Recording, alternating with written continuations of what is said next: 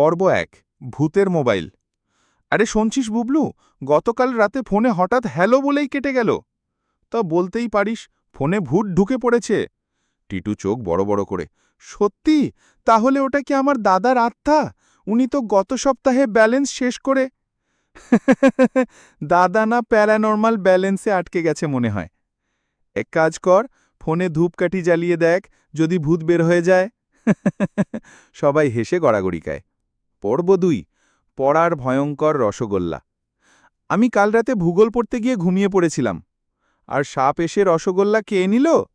না রে, রসগোল্লা আমার বুকের ওপর পড়েছিল। স্বপ্নে আমি ভূমিকম্পে আটকে পড়েছি। তাইলে তোর বুকের রসগোল্লা ছিল রিক্টার স্কেলের কারণ। বইয়ের মধ্যে রসগোল্লা রাখিস কেন রে? আমি ভাবলাম তথ্যের সাথে মিষ্টি থাকলে পড়া মুখস্থ হবে। সবাই হাহা করে হাসে। পর্ব ৩ মাঠে মিশন প্রেমপত্র।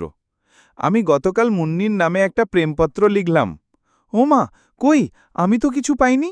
নিশ্চয়ই বাতাসে উড়ে গিয়ে কাক পড়ে নিয়েছে। কাক বলছে, তুই প্রেম কর, আমি খালি ফু দেই। আমিও একবার একটা চিঠি লিখে কুকুরকে দিলাম। কেন? কারণ কুকুর তার নাম ভুলে না। আমি ভুলে গেছিলাম কার উদ্দেশ্যে লিখেছিলাম। পর্ব ৪ পিকনিকের প্যানিক।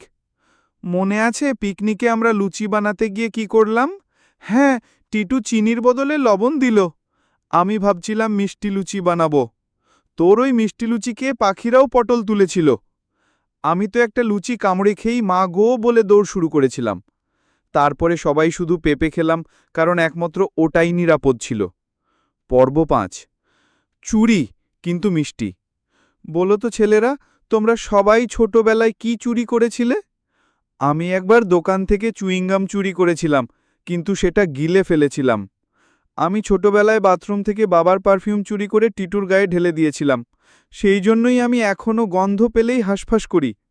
আমি একবার টিফিন বক্স থেকে চকলেট চুরি করে পুরো ক্লাসে বলেছিলাম ভূত এসেছিল, খেয়ে গেছে। আমি তো একবার পরীক্ষার আগের